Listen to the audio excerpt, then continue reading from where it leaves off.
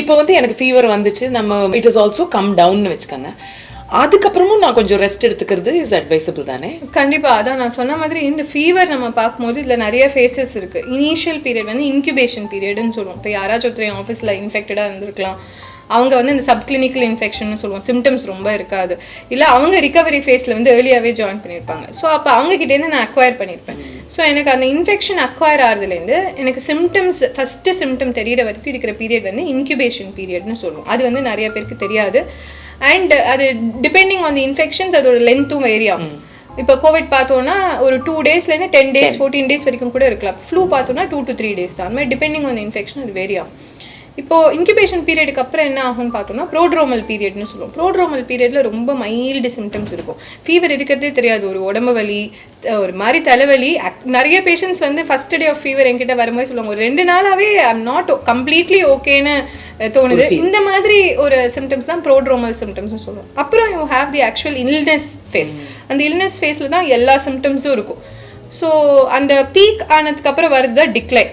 இந்த டிக்ளைன்கிறது 4th face. So அதில் எப்படின்னா இந்த சிம்டம்ஸ் ஆரம்பிச்சாச்சு, சிம்டம்ஸ் ஜாஸ்தியாகி ஃபீவர் வந்து you have a cause, you treated the cause, இல்லை நான் சொன்ன மாதிரி majority of the viral infections தன்னாலேயே சரியாயிடுச்சு. ஸோ 48 ஹவர்ஸ்க்கு மேலே எழுந்திருக்கும் போது உங்களுக்கே தெரியும், இப்போ இன்றைக்கி வந்து much better than previous 2 days, I'm able to do everything. ஒரு மைல்ட் ஃபீவர் இருக்குது, but I think I'm recovering. அந்த ஃபேஸ் தான் வந்து டிக்ளைன் ஃபேஸ். இதுக்கு அப்புறம் வர ஃபேஸ் தான் இந்த ரிகவரி ஆர் கன்வாலசன்ஸ் ஃபேஸ். ஸோ நிறைய பேர் இந்த டிக்ளைன் ஃபேஸ்லேயே வந்து ஐம் ஃபுல்லி நார்மல்னு ஃபுல்லாக ஒர்க்குக்கு போகிறது, கெட்டிங் பேக் டு ரூட்டீன் இதெல்லாம் இருக்கும். நான் சொன்ன மாதிரி என்ன ஐ ஹேவ் டு கன்ஃபெஸ், இது நான் பண்ணியிருக்கேன். பட் என்ன ஆகும்னா I'm sure you would have also experienced, I will feel weak and tired. Exactly, twice as much as what you felt before. So that's why I always advise my patients to take it very slow during the convalescence period. Your body is still recovering, used up all the energy to fight up the infection, so you have to give that much time for the body to recover. So take it very slow. Don't get back to your routine activities, or if you're somebody who works out a lot, don't go back to phase 1 immediately. Be very slow at that, baby steps. And even during the convalescence, adequate hydration. Make sure that even after recovering from an illness for the next 1 to 2 weeks, you're on a soft, bland diet with protected food, protected water, because you don't want to catch another infection during the recovery phase. So adukana precautions eduthukonga. Keep yourself well hydrated, very very important during this season. These are the major things that you need to do. And also இப்போ நம்ம நாட்டிலே வந்துருச்சு. முந்தி யூகேலேயே flu vaccine இருந்துச்சு, அவங்க வந்து over 55ஸ்க்கு கொடுத்துட்டு இருந்தாங்க. இப்போ நம்ம ஊர்லேயே ஃப்ளூ வேக்சின் இருக்கிறதா நான் கேள்விப்பட்டேன். Flu vaccine is advised for all ages, across all ages. So adult vaccines னு பார்க்கும்போது somebody is completed 18 years of age, they'll fall into the adult category. So above 18 years of age, anybody can take a flu vaccine. Now there is no இப்போ pregnancy-ல கூட we advise flu vaccine because it protects the patients from the illness. இப்போது இங்கே இருக்கிற flu வேக்சின்ஸ்லாம் பார்த்தோன்னா தேர் about 40 to 60% effective. So எங்கே அதோட benefit maximum இருக்குன்னு பார்த்தோன்னா சிவியர் இல்னஸ். இப்போ ஃப்ளூங்கிறது என்ன, it's predominantly respiratory infection and fever இல்லையா, பட் சில பேருக்கு வந்து அது நியூமோனியாவாக ஆகுது, சிவியர் ரெஸ்பிரேட்டரி இன்ஃபெக்ஷன் ஆகுது, lower respiratory infection, lung infection, requiring oxygen, requiring hospital stay, requiring ICU care. So இதெல்லாம் தான் அது வந்து ஹெல்ப் பண்ணுது. So it is very important. நிறைய பேஷண்ட்ஸ் வந்து நீங்கள் சொல்லி நான் ஃப்ளூ வேக்சின் போட்டேன், பட் இந்த வாட்டி ஃப்ளூ வந்தது அப்படின்னு சொல்லுவாங்க. பட் அதில் என்ன அவங்க புரிஞ்சுக்கிறது இல்லைன்னா, ஃப்ளூ வந்திருக்கும், பட் 2-3 டேஸில் அவங்க recover ஆயிருப்பாங்க. They would not have required hospitalization, they would not have required any oxygen support. So that is the major role behind the flu vaccine. Like any vaccine, la nama covid vaccine no adhe dane. Very true. So it's going to mainly help you to protect you from a severe disease. Correct. And from need for hospital stay. அதனால ரொம்ப ரொம்ப important. நான் சொன்ன மாதிரி for vulnerable groups, for some reason இந்தியாவில் நிறையவே hesitancy இருக்கு towards adult vaccination. இப்போ எப்படி சில்ட்ரனுக்கு வந்து ஒரு ஃபிக்ஸட் ஸ்கெடியூல் இருக்கு இல்லையா, இப்போ பிறந்த உடனே இந்த வேக்சின் போடணும், 6 வீக்ஸில் இந்த வேக்சின் போடணும், 10 வீக்ஸில் போடணும், 14 வீக்ஸில் போடணும், ஒரு ஃபிக்ஸட் ஸ்கெடியூல் இருக்கு. அந்த மாதிரி அடல்ட்ஸுக்குமே there is a certain vaccine checklist. But unfortunately a lot of people don't know about it. And on the other hand, even when we tell patients about the need for vaccines, there is some hesitancy. இது போடணுமா, இது கண்டிப்பாக தேவையா, சில்ட்ரனுக்கு வந்து எவ்வளோ ஈஸியாக அவங்க எடுக்கிறாங்களோ அந்த அளவு அவங்களால அக்செப்ட் பண்ண முடிய மாட்டேங்க. They need time to think. Often நான் பார்த்த வரைக்கும் என்னென்னா, மோஸ்ட் ஆஃபன் இந்த பேஷண்ட்ஸ்க்கு வந்து இந்த மாதிரி ஒரு நிமோனியா, ஒரு ரெஸ்பிரேட்டரி இன்ஃபெக்ஷன் ஒரு ஃப்ளூ வந்தா next time they are very keen and they are very open, they come forward to take the vaccine, but otherwise there is a lot of hesitancy. Unfortunately தமிழ்ல சொல்லுவோம் பட்டா தெரியும் அப்படின்னு. அதான் இல்லை, ஏன்னா எனக்கு நான் வந்து இன்ஃபேக்ட் நான் suppose to be more aware அதெல்லாம் இருக்கு. இந்த வருஷம் நான் flu vaccine doctor Saravanakumar sir better to take அப்படின்னாரு.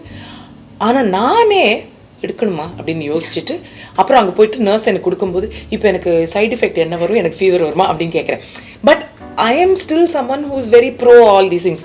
அப்படின்னா யாராவது ஒருத்தர் ஆன்டியா இருந்தால் இன்னும் கஷ்டம் இல்லை to overcome that hesitation. And ஏதாவது ஒரு case report, see most of the vaccines have been well tested and most of the times அந்த இன்ஜெக்ஷன் சைட்டில் ஒரு பெயின் இருக்கலாம், ரொம்ப ரேராக ஒரு ஃபீவர் இருக்கலாம். இதுதான் மோஸ்ட் ஆஃப் த டைம்ஸ் ஒரு எக்ஸாஷன் இருக்கலாம் அந்த வேக்சின் போட்ட அன்னைக்கு ஒரு 24 hours. இதை தாண்டி எந்த எஃபெக்ட்ஸும் மெஜாரிட்டி ஆஃப் த டைம்ஸ் இருக்காது. பட் எப்படி இப்போ ஒரு மாத்திரை சாப்பிட்டா எல்லாருக்கும் அலர்ஜி வரது கிடையாது, திடீர்னு யாராச்சும் ஒருத்தருக்கு அலர்ஜி வரலாமோ அதே மாதிரி வேக்சின் ஹைப்பர் சென்சிட்டிவிட்டி ரியாக்ஷன்னு சொல்லுவோம். அந்த மாதிரி சிவியர் வேக்சின் ரிலேட்டட் அலர்ஜிஸ்ங்கிறது சில பேருக்கு வரலாம். அதை பார்த்து வந்து எல்லாருக்கும் இந்த மாதிரி ஆகும் அப்படின்னு டிஸ்கரேஜ் ஆகிறது வந்து இட் இஸ் பாயிண்ட்லெஸ். ஸோ இப்போ அடல்ட்ஸ்லையுமே பார்த்தோம்னா flu vaccine is something that is advised for everybody. This has to be taken once a year. ஏன்னா எவ்ரி இயர் இந்த ஃப்ளூ வைரஸோட ஸ்ட்ரெயின்ஸ் வந்து மியூட்டேஷன்ஸ்னால மாறிட்டே இருக்குங்கிறதுனால அப்போ என்ன ஃப்ளூ வைரஸ் சர்க்குலேஷனில் இருக்கும் அதுக்கேற்ற ஸ்ட்ரெயின்ஸை தான் வேக்சினில் வந்து டெவலப் பண்ணி கொடுப்பாங்க. ஸோ எவ்ரி இயர் யூஸ்வலாக என்ன அட்வைஸ் பண்ணோம்னா ஃப்ளூ சீசன் ஆரம்பிக்கிறதுக்கு 1 month முன்னாடி ஃப்ளூ வேக்சின் போட சொல்லுவோம். ஸோ இங்கே வந்து somewhere around October, November is the starting of the flu season. So we advise all our patients to take it by September. Right. But better late than never. நான் சொன்ன மாதிரி இப்போ வந்து we are still having flu cases here. யூஸ்வலாக February வரைக்கும் தான் flu season இருக்கும். இந்த வாட்டி ஒரு எக்ஸ்டெண்டடாக இப்போ we are in Aprilலையுமே we are having flu cases. So better late than never. If you have not had your flu vaccine in the past 1 year, this may be the right time to take the flu vaccine. இதை தவிர there are a couple of other vaccines, tetanus based vaccines, Tdapனு சொல்லுவோம். If you've not had the shot at least once in 10 years இந்த vaccine எடுக்கிறது it is very good. It will prevent tetanus, it will prevent diphtheria, pertussis. இதெல்லாம் என்ன ப்ராப்ளம்னா இனிஷியலாக இந்த diseases எல்லாம் வந்து சில்ட்ரனில் வர டிசீசஸ் அதான் தெரிஞ்சுருது. ஏன்னா சில்ட்ரனில் வரும்போதே ரொம்ப சிக்காகிடுவாங்க, அப்புறம் அதனால நிறைய காம்ப்ளிகேஷன்ஸ் வரும்னு we started developing very good childhood immunisation programmes. இப்போ நம்ம எல்லாருமே வந்து இதுக்கான வேக்சின்ஸ் நம்ம குழந்தையா இருக்கும்போது போட்டுட்ருப்போம். பட் என்ன ஆயிடுதுன்னா இந்த வேனிங் இம்யூனிட்டி கான்செப்ட்னு சொல்லுவோம். அந்த வேக்சின்னால ப்ரொடியூஸ் ஆகிற ஆன்டிபாடிஸ்க்கும் ஒரு ஷெல்ஃப் லைஃப் இருக்குது. So as we grow older அந்த antibodies become less and less effective, just like everything else in the body. So அதனால ஒரு பூஸ்ட் பண்ணி கொடுக்க வேண்டிய நெசசிட்டி இருக்கு. ஸோ ஆஃப் லேட் நிறைய அடல்ட்ஸில் டிஃப்தீரியா, அடல்ட்ஸில் பெர்டூசிஸ்லாம் பார்த்ததுக்கு அப்புறம் அது டெட்டனஸோடு சேர்ந்து டிடாப்பாவே ஒன்ஸ் இன் 10 years கொடுக்கறது பெட்டர்னு ரெக்கமெண்டேஷன் இருக்கு. அதே மாதிரி சில groups of population 50 years of age இந்த ஹெர்பிஸ் ஜாஸ்டர்னு கேள்விப்பட்டிருப்பீங்க, அக்கின்னு சொல்லுவோம், ஷிங்கிள்ஸ்னு சொல்லுவோம். ஸோ அதுக்கான வேக்சின் இருக்கு. ஏன்னா இது ரொம்ப காமன் இன் ஓல்டர் ஏஜ். ஏன் ஓல்டர் ஏஜ்ல காமனா நான் முன்னாடி சொன்ன மாதிரி நம்ம எல்லாருக்குமே சின்ன வயசுல இல்லை அட்லீஸ்ட் ஒரு 20 yearsக்குள்ள ஒரு தடவையாவது சிக்கன் பாக்ஸ் வந்திருக்கும். ஸோ அந்த வைரஸ் தான் responsible for this shingles also. So அது வந்து ரீஆக்டிவேட் எப்போ ஆகும்னா இந்த மாதிரி older age, stress, malnutrition அப்போ. So you don't want to experience that இல்லையா. ஸோ அது ரிலேட்டட் வேக்சின் இருக்கு above 50 years. அதே மாதிரி pneumonia related vaccine, majority of the pneumonia is because of an agent called pneumococcus. So அதுக்கு எதிராக vaccine இருக்கு. So இந்த மாதிரி மல்டிபிள் வேக்சின்ஸ் அதர். இதை தவறையுமே இப்போ வாரிசெல்லா, அதாவது chicken box vaccine, measles, mumps, rubella vaccine, இதெல்லாம் வந்து அடல்ட்ஸ்லையுமே உங்கள் சைல்ட்ஹுட் இம்யூனைசேஷன் வந்து கரெக்டாக தெரியல, இல்லை இன்கம்ப்ளீட்டாக இருந்திருக்கு, 2 டோஸாவது ஆஸ் அ சைல்டு எடுத்துருக்கணும் இந்த டிசீஸ் ரிலேட்டட் வேக்சின்ஸ். அப்படி எடுக்கலங்கிற பட்சத்தில் it is actually advice. So இதை பற்றி ஆனால் நிறைய பேருக்கு தெரியறதில்ல. So but what I would advice is whenever you go to the physician, it could be for any reason, just find out from them for your age and for your risk factors what are the vaccines that are recommended. For example, நீங்கள் இப்போ diabetes இருக்குது, இல்லை ஒரு heart ப்ராப்ளமோ இல்லை ஒரு kidney related problem இருக்குன்னா வேறு சில வேக்சின் கூட ரெக்கமெண்டடாக இருக்கலாம். ஹெப்படைட்டிஸ் பி வேக்சின் கூட கிட்னி ப்ராப்ளம், டயபெட்டிஸ் இருக்கிறவங்கலாம் ரெக்கமெண்டட். ஸோ அந்த மாதிரி என்ன கண்டிஷன்ஸ் இருக்குது உங்களுக்கு, என்ன ரிஸ்க் ஃபேக்டர்ஸ் இருக்குது, என்ன ஏஜ், இதெல்லாம் வச்சு உங்கள் டாக்டர் ஒரு செக்லிஸ்ட் போட்டு கொடுப்பாங்க. இந்த வேக்சின்ஸ் அட்வைசபிள் அப்படிங்கிற போது you can plan out your vaccine schedule and be up to date on these vaccines, because in the pneumococcal vaccines, flu vaccines, Tdap will go a long way in protecting you from a lot of serious complications, particularly when it happens at old age. It may be catastrophic and the consequences. So and even if it is not catastrophic, நீங்க பாத்தீங்கன்னா எனக்கு தெரியுது as a age சின்ன பையனுக்கு ஒரு உடம்புக்கு வந்துச்சுன்னா அதோட ரெக்கவரி பீரியடும் அண்ட் இப்போ இருக்கிற ரெக்கவரி பீரியடும் and the time it takes for me to என்னோட ஒரிஜினல் ஸ்ட்ரென்த் திரும்பி வரதுக்கும் இன்னும் டைம் எடுக்குது. சரி, அதுதான் அந்த டெம்பரேச்சர் பற்றி பேசுறதுனால with age it is said that இந்த தெர்மோஸ்டாட் இருக்கு இல்லையா, with every decade increase, the thermostat will reset the temperature on its own by 0.02 degrees Celsius. Okay. So என்ன சொல்ல வரேன்னா with age everything நாங்கள் பேஷண்ட்ஸ் கிட்ட பேசும்போது கூட சொல்லுவோம் the duration that ஒரு 30-year-old இண்டிவிஜுவலுக்கு ஒரு அதே நிமோனியா வந்திருந்ததுன்னா அவங்க ரிகவரி வந்து 5 to 7 days ஆகிடும். மோஸ்ட் ஆஃபன் 10வது நாள் அவங்க ஆஃபீஸ்க்கே போயிடுவாங்க.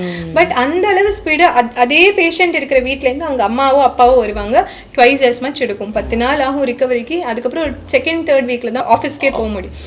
அவங்க பாட்டி வந்தாங்கன்னு வச்சுக்கோங்களேன், இது ஸோ ஆஃபன் ஐசியூ அட்மிஷன் தேவைப்படலாம். அப்புறம் ரிகவரி ஃபேஸே ஹாஸ்பிட்டலில் ஒரு 2 weeks இருக்கிற மாதிரி இருக்கும். அதுக்கப்புறம் அவங்க வீட்டுக்குள்ளே நடந்துட்டு இருக்கிறவங்களா இருந்ததுன்னா நிறைய பேஷண்ட்ஸ் நான் சொல்லி கேள்விப்பட்டிருக்கேன். அவங்க திருப்பி அந்த ஒரு இல்னஸ்க்கு அப்புறம் பழையபடி வீட்டுக்குள்ளே நடந்து அவங்க இப்போ ரெஸ்ட் ரூம் ஏதாவது போகிறதுக்கு கூட it takes about 4-5 weeks. So இதுதான் problem. With age everything poses a major setback. So அதனால all the more important when you have vaccine older people at home, please consult the physician and make sure that you are up to date with the vaccines. Correct. So vaccine is one way of protecting. அதை தவிர்த்து இப்போ சம்மரில் இப்போ நீங்கள் சொல்கிறீங்க இப்போ வந்து இன்னும் ஃப்ளூ சுற்றிக்கிட்டு இருக்குன்னு. ஸோ இந்த மாதிரி வெதரில் நான் எப்படி ப்ரொடெக்ட் பண்ணிக்கிறது? ஸோ இதில் 2 விஷயம். ஒன்று வந்து இன் ஆல் சீசன்ஸ் சில பேசிக் பிரின்சிபல்ஸ் நம்ம ஃபாலோ பண்ணி தான் ஆகணும். தேங்க்ஸ் டு கோவிட் இப்போ everybody is very well aware of இந்த infection control and prevention practices. So basic பிரின்சிபல்ஸ்னால் என்ன, நான் சொன்ன மாதிரி sick day off. If you are sick, first stay away, stay back at home. If you have vulnerable population, வீட்டுக்குள்ளே இந்த மாதிரி high risk individuals இருந்தாங்கன்னா ஒரு ரூம்குள்ளே ஐசோலேட் ஆகிக்கோங்க. நம்பர் 2 என்னென்னா மாஸ்க். எனி ஸ்மாலஸ்ட் சிம்டம், ஒரு you are not very well, ஒரு slide gold இருக்குது, ரன்னிங் நோஸ் இருக்குது, அடிக்கடி தும்பல் வருதுன்னா வேற மாஸ்க்.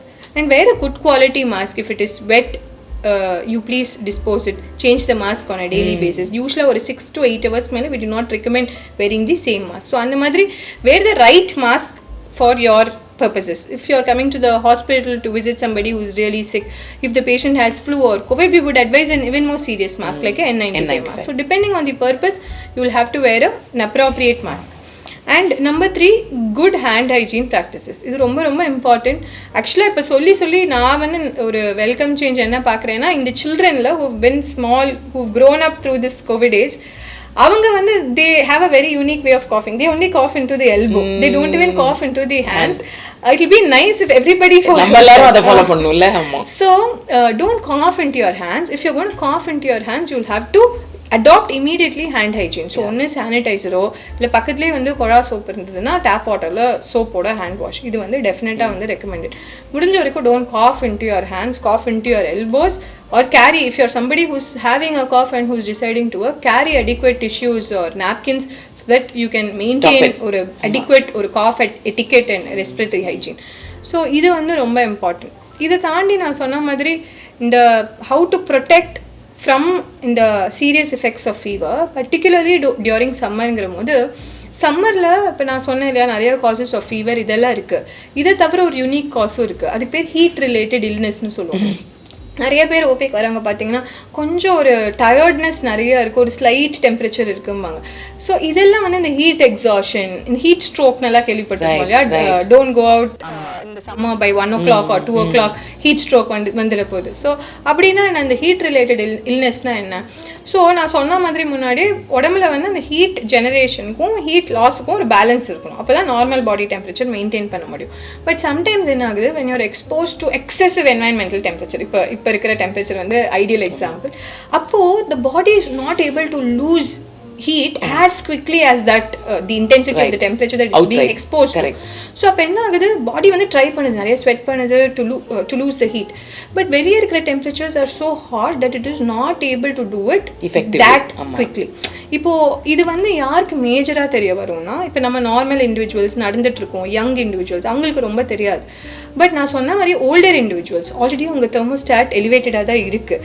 செகண்ட், இந்த பெட் பவுண்ட் இண்டிவிஜுவல்ஸ், இப்போது எனக்கு தண்ணி தாக எடுக்கும், இப்போ இந்த மாதிரி வெளியே இருக்கிற டெம்பரேச்சர் ரேஸ் ஆகிடுச்சுன்னா என்னோட பாடி சொல்லும் ஸ்வெட் நிறைய ஆகுது, தண்ணி குடிக்கணும் அப்படின்னு என்னால் போய் தண்ணியை எடுத்து குடிக்க முடியும். பட் இப்போ பெட் பவுண்டாக ஸ்ட்ரோக் வந்து பெட்லேயே இருக்கிறவங்க இல்லை அந்த மாதிரி இருக்கிறவங்களுக்கு போய் தண்ணி கூட எடுத்து குடிக்க முடியாது. சில பேருக்கு அது கம்யூனிகேட் கூட பண்ண முடியாது.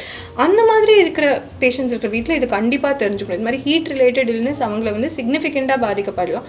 ஸோ அப்போ வந்து எப்படி ப்ரொடெக்டடாக இருக்கணும்? Wear cool light cotton clothes, breezy clothes which will help with easy heat dissipation. So ஈஸியாக நம்ம ஹீட் லூஸ் பண்ணுற மாதிரியான க்ளோத்ஸ், நிறைய ஸ்வெட் ஆகிற மாதிரி க்ளோத்ஸ் போட்டுக்காதீங்க. நம்பர் 2, முடிஞ்ச வரைக்கும் ஒரு ambient environmental டெம்பரேச்சரில் இருக்க ட்ரை பண்ணுங்க. இப்போ வெளியே இருக்கீங்க அப்படின்னா ஒரு ஷேடி கூல் பிளேஸாக ப்ரிஃபரபிளி ஒர்க் பண்ண முடியுதா பாருங்கள். அவுட்டோர் ஒர்க் பண்ணுறவங்களுக்கு சொல்கிறேன். முடிஞ்ச வரைக்கும் ஷேடில் ஒரு some cover, even if your work entitles you to go walking for a while with an umbrella with adequate sun protection.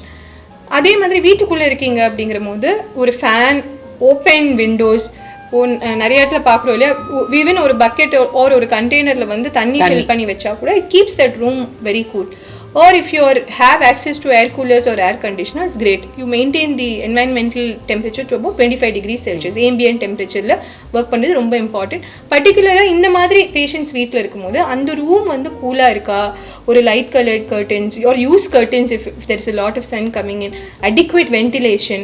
அவங்க மேலே சம்டைம்ஸ் வந்து தெரியாது இல்லையா, அவங்களும் சொல்ல மாட்டாங்க, இந்த மாதிரி ஹெவி க்ளோதிங் போட்டுருவாங்க, பிளாங்கெட் போட்டுருவாங்க. ஸோ அந்த மாதிரிலாம் மேக் ஷுவர் அந்த மாதிரி பேஷண்ட்ஸ் வந்து they are like well aerated.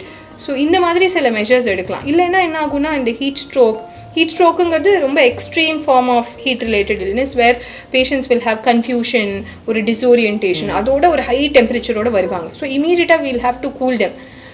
ஏன்னா இந்த ஹை டெம்பரேச்சரே வந்து பிரெயின் எஃபெக்ட் பண்ண முடியும். இல்லை லெஸ் சிவியர் ஃபார்ம்ஸ், சில பேர் உடம்பெல்லாம் வலிக்கும். ஏன்னா அவங்களுக்கு தெரியும் அந்த எக்ஸசிவ் டெம்பரேச்சர்னால body is trying to lose heat very quickly.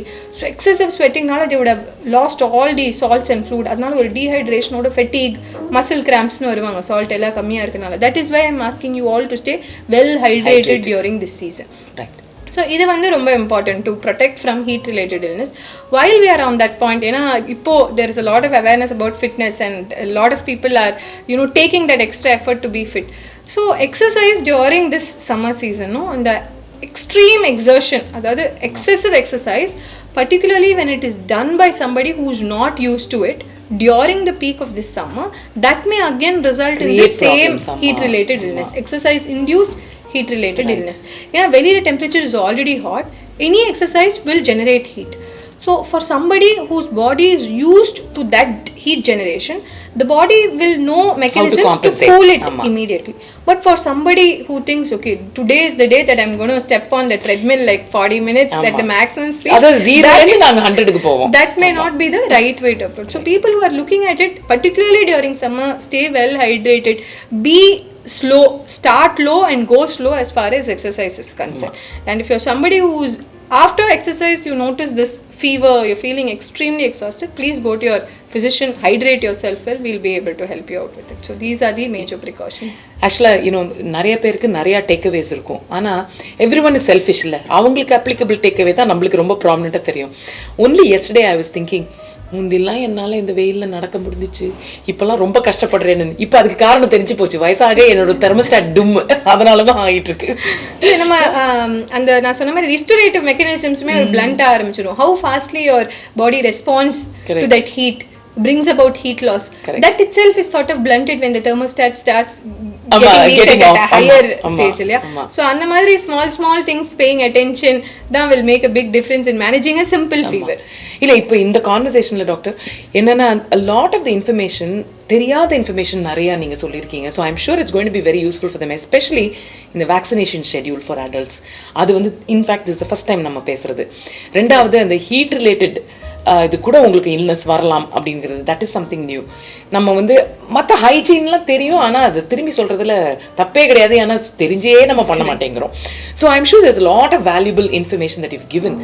But ஒரு மெசேஜ் அப்படின்னு கொடுக்கணும்னு நினச்சிங்கன்னா, அதாவது ஃபீவரை பற்றி ரொம்ப முக்கியமான message finally to wrap it all அப்படின்னா நீங்கள் என்ன சொல்லணும்னு நினைப்பீங்க? நான் திருப்பி ஃபீவர் பற்றி ஃபைனலாக ஒன்று சொல்லணும்னா, இது முன்னாடியே நான் சொல்லணும்னு நினச்சேன். இந்த ரெட் ஃப்ளாக் சைன்ஸ்ங்கிறது, அதாவது ஃபீவர் இருக்கும்போது எந்த சமயத்தில் ஹாஸ்பிட்டலுக்கு வரணும் அப்படிங்கிறது கண்டிப்பாக தெரியணும். சப்போஸ் ஃபஸ்ட்டு டே ஆஃப் ஃபீவரே வந்தால் கூட பரவாயில்ல, பட் ஒரு இம்பார்ட்டண்ட்டான ஒரு சைனை மிஸ் பண்ணிட்டு லேட்டாக வருதுனால அந்த மிஸ் த பஸ்ன்னு சொல்லுவோம் இல்லையா, அந்த மாதிரி ஒரு சுச்சுவேஷன் வந்துடக்கூடாது. ஸோ ரெட் ஃப்ளாக் சைன்ஸ் வந்து ரொம்ப ரொம்ப இம்பார்ட்டன்ட், அது தெரியணும். And I think that should be the biggest take away from this session. So red flag சைன்ஸ்னால் என்னன்னு பார்த்தோன்னா, இப்போ ஒரு ஃபீவர் இருக்கும்போது எப்போ நீங்கள் கண்டிப்பாக பேஷண்ட்டை வந்து ஹாஸ்பிட்டல் கூப்பிட்டு வரணும். நான் ஆல்ரெடி சொல்லிட்டேன், 3 டேஸ்க்கு மேலே ஃபீவர் இருந்ததுன்னா அந்த ஃபீவருக்கு கண்டிப்பாக இவாலுவேஷன் தேவை, ஃபிசிஷியன் சைட்லேருந்து என்ன ட்ரீட்மெண்ட் தேவை, ஆன்டிபயோட்டிக் தேவையா இல்லையா, இந்த மாதிரி சில டிசிஷன் மேக்கிங்கோசரம் பேஷண்ட்ஸை ஃபிசிஷியன் கிட்டே கூட்டிகிட்டு வரது தேவை. இதை தாண்டி இப்போ ஃபஸ்ட்டு டே ஆஃப் ஃபீவரே கூட பேஷண்ட்ஸ்க்கு வந்து ஆல்டர்ட் சென்சோரியம்னு சொல்லுவோம். அதாவது ஒரு கன்ஃபியூஷன், ஒரு டிஸ்ஓரியன்டேஷன், காலையில் எழுப்புறம் பேஷண்ட் எழுந்திரிக்கவே மாட்டேங்கிறாங்க, இந்த மாதிரியான ஒரு சிம்டம்ஸ் இருந்ததுன்னா. அதே மாதிரி செகண்ட் வந்து சிம்டமோட சிவியரிட்டி வந்து ரொம்ப சிவியராக இருக்குது. எந்த அளவு சிவியராக இருக்குன்னா, it is impairing day to day routine. அதாவது இப்போ பேசிக்காக ஆஃபீஸ்க்கு போகலன்னா கூட அவங்க செல்ஃப் கேர் ஆக்டிவிட்டீஸ் பண்ணணும் இல்லையா. இப்போ பேஷண்ட்ஸ் வந்து சொல்லுவாங்க, காலையிலேருந்து அவங்க எழுந்து ப்ரஷ் கூட பண்ணல, குடிக்க கூட இல்லை அப்படின்னா definitely something is wrong. So அந்த it could be any symptom which is causing them to do that. Severe body pain doctor, அதனால எழுந்திரிக்கவே முடியலம்பாங்க. சில பேர் ஒரே காஃபு, ஒரு வாய் கூட காலையில் சாப்பிட முடியலம்பாங்க. என்ன சாப்பிட்டாலும் வயிற்றால போகுது, அதனால் காலையில் தண்ணி கூட குடிக்க முடியலம்பாங்க. It could be any thing, any symptom. But if it is impairing your self-care routine, your day-to-day activities, then that requires bringing to our notice. அதே மாதிரி இனி நியூ சிம்டம், இப்போ நான் சொன்ன மாதிரி இப்போ ஃபீவர், அதோடு சேர்ந்து ஒரு பாடி பெயின், ஹெடேக், சம்டைம்ஸ் ஒரு யூரின் ரிலேட்டட் சிம்டம்ஸோ, இரும்பல் சளியோ இதெல்லாம் இருக்கலாம். பட் இதை தாண்டி ஏதோ புதுசாக ஒரு ரேஷ் மாதிரி இருக்குது, ஒரு ரெட்டிஷ் கலரில் வந்து நிறைய இடத்துல வர ஆரம்பிக்குது. இல்லைன்னா வேறு ஒரு புது சிம்டம், ஒரு பர்டிகுலர் இடத்துல மட்டும் ஒரு புண்ணு மாதிரி ஃபார்ம் ஆகிட்டுருக்கு, ஒரு கொப்பளம் மாதிரி இருக்குது, அதே கொப்பளம் ஒரு ஃபியூ ஹவர்ஸ் கழிச்சு இன்னொரு இடத்துல வந்திருக்கு. ஸோ இந்த மாதிரி சில நியூ சிம்டம்ஸ் நம்ம நோட் பண்ணும்போது கண்டிப்பாக வரணும்.